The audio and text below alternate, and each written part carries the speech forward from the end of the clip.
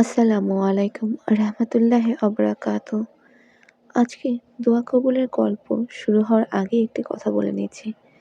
আমি এর আগেও বলেছি আমি কিন্তু কোনো হাফেজা বা দাখিল বা মাদ্রাসা থেকে পড়া কেউ না। আমি নর্মাল জেনারেল থেকে পড়েছি। অনার্স মাস্টার্স করেছি।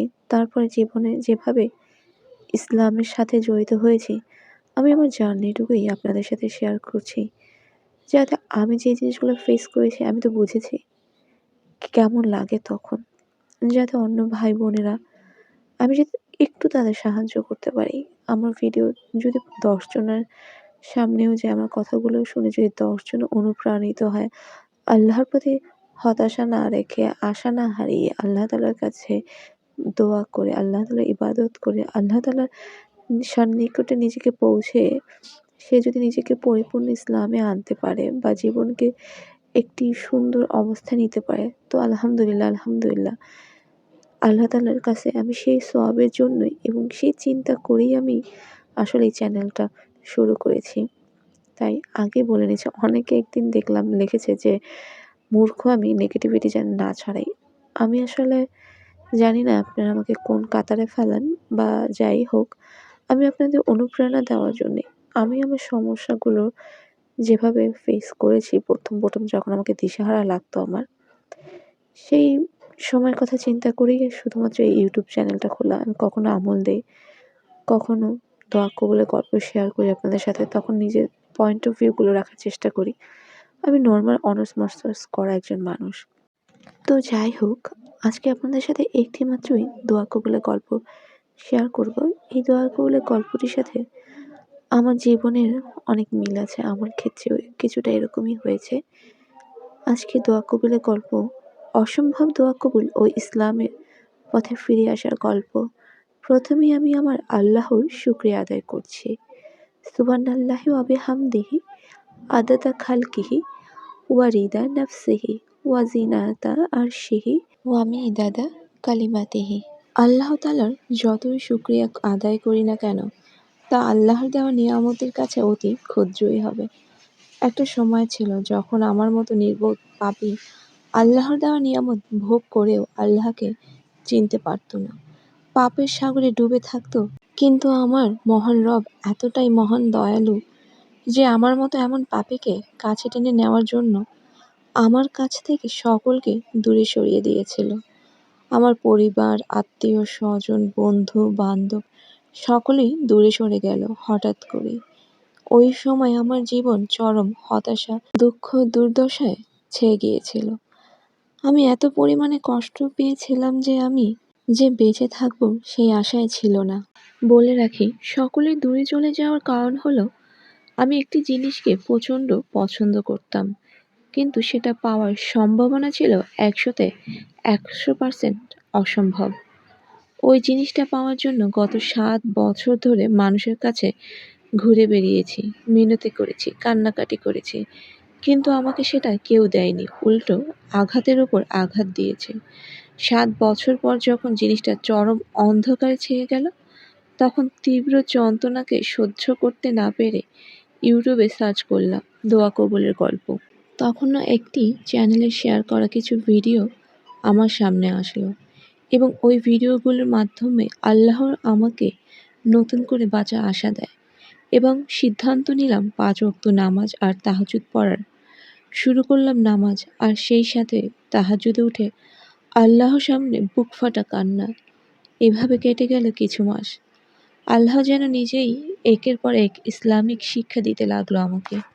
এভাবেই আল্লাহ আমাকে নিয়মিত ইস্তেগফার, দুরূদ, ইসমে আজম, দোয়া, দোয়া ইউনুস, দোয়া কবুলের সময় ইত্যাদি শিক্ষা দিলেন, যা আমার কিছুই জানা ছিল না। এরই মাঝে আর একটা কথা বলে রাখি, ইস্তেগফার শুরু করার পর প্রতিটা জিনিসই আল্লাহ এমন অলৌকিকভাবে সাহায্য করতেন যা আমি বলে বোঝাতে পারবো না। ক্ষুদ্র থেকে ক্ষুদ্র ইচ্ছাও আমার অপূর্ণ রাখেননি। সুবহানাল্লাহ। শুধু মনে মনে ভাবতে দেরি, কিন্তু পূরণ হতে দেরি হতো না। কিন্তু যে জিনিসটা পাওয়ার জন্য আমি আল্লাহর কাছে এসেছিলাম সেটা তখনও পাইনি। তাই খুব কান্না করতাম, কারণ সেই জিনিসটা পাওয়া এতটাই অসম্ভব ছিল যে যতজন শুনতো সকলেই বলতো এটা সম্ভব নয়। আমিও কখনো কখনো শয়তানের কুমন্ত্রণায় হতাশ হয়ে যেতাম, কিন্তু পরক্ষণে ভাবতাম কখনো শুনিনি তাহাজ্জুদ পড়ে আল্লাহর কাছে কেউ কিছু চেয়েছে অথচ পায়নি।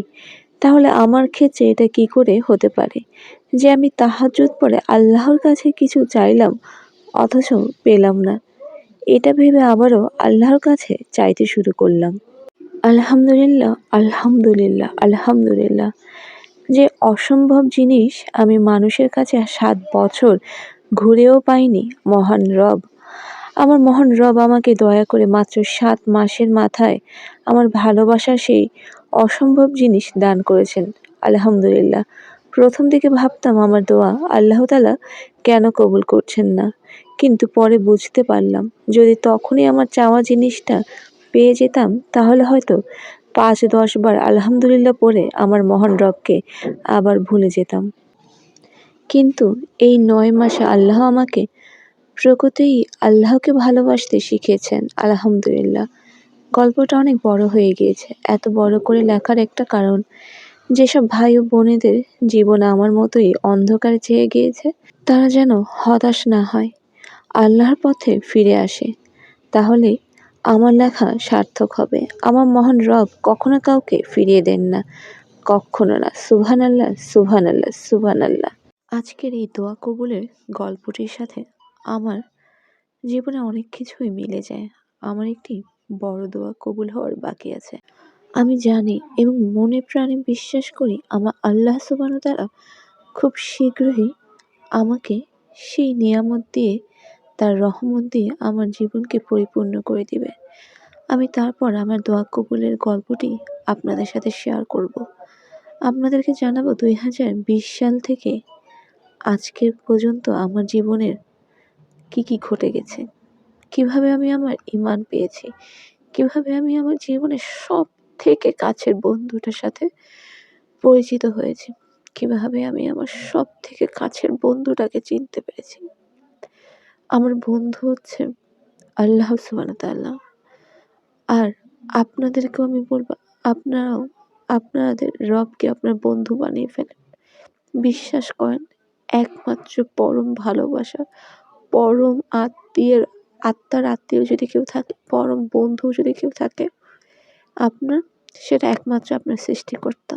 আপনাকে কেউ বুঝবে না যেভাবে আপনার আল্লাহ, আপনার রব, আপনার সৃষ্টিকর্তা, আপনার রিজিকদাতা আপনাকে বুঝবে। যেভাবে আপনার কষ্টগুলো সে বুঝবে, সেভাবে কেউ বুঝবে না। তাই যেকোনো আমল করার আগে একটি আমল করবেন, সেটা হচ্ছে আল্লাহ তাআলার সাথে আপনার সম্পর্ক গভীর করবেন। আপনার এমনভাবে আপনি নিজেকে তৈরি করবেন যাতে আল্লাহ সুবহানাহু ওয়া তাআলাকে আপনি নিজের অজান্তেই আপনার মনের কথাগুলো বলতে পারেন। দেখবেন আপনার জীবনটা সহজ সুন্দর হয়ে যাবে ইনশাআল্লাহ। সবাই ভালো থাকবেন। আল্লাহ হাফেজ। আল্লাহ তাআলা আমাদের সকলকে তার ইবাদত করার তৌফিক দান করুন। আমিন সুম্মা আমিন।